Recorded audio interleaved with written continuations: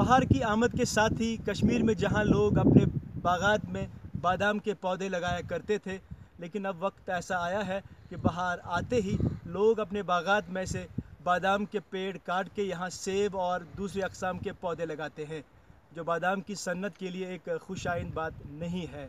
और अगर ऐसा ही चलता रहा तो वक्त ऐसा आ सकता है तो कश्मीर में बादाम की सन्नत का नाम पूरी तरह से ख़त्म हो सकता है।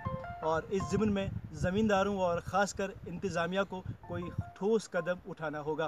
रूज रेठा वेठा कहें तो अम किन मकलोक वन लग ूंठ कुल त्रा आब कहें अम मूजूब दिवान सगा सगा ट्रैक्टर वक्टर सतन तो पकान प्लानस मज थक दपक यप हसा यी नहर तो तथ वोत 5-10 वरी बोजान नहरी नहरी तो कहें ठीक बाद में तो अत ये रेट रूज कहें गवर्नमेंटन दित ओकुन कहें तवज्जो तो ये मकले सनदे 1 डिकेड में इसमें काफ़ी कमी आई हुई।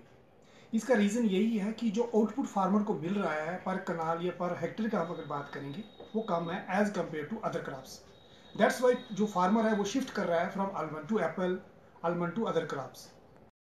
दूसरा रीज़न इसमें यह है कि जो भी करेवाज हमारे यहाँ पे जहाँ पे पर्टिकुलरली जो था हमारा आलमंड हुआ करता था, उसमें क्या है कि उसमें क्रिएशन ऑफ वाटर सोर्सेज जो हैं अब बन रहे हैं। जैसे डिपार्टमेंट ऑफ हार्टिकल्चर कर रहा है, एग्रीकल्चर कर रहा है, इरीगेशन कर रहा है। तो क्रिएशन ऑफ वाटर सोर्स उन करेवाज पे होने से क्या हो गया कि लोगों को पानी मिल गया, क्योंकि पानी जो है वो बहुत ज़रूरी है हमारी एप्पल कल्टीवेशन के लिए। तो उन्होंने क्या किया कि जब पानी अवेलेबल होगा तो वो शिफ्ट करने लगे from almond to apple crops. तो ये एक रीज़न है जिसकी वजह से हमारा आलमंड जो है ट्रेडिशनल जो क्रॉप हुआ करती थी कश्मीर की, उसमें कमी आई है। ETV भारत के लिए मैं शौकत डार।